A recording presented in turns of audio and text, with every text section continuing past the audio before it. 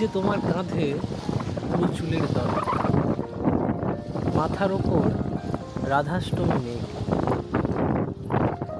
আজ তোমার পদচিহ্ন পড়েছে আমার বুকে,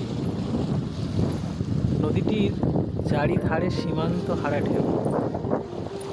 সারা দুপুর দুজনে বসে থাকি, যতক্ষণ বসে থাকা যায়।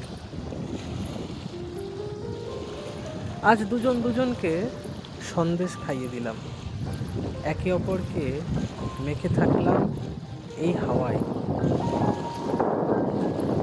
ঠিক এখন আমার শান্তি তুমি, যার কাছে সব অশান্তি অসহায়। আমার লেখা কবিতা রাধাষ্টমী।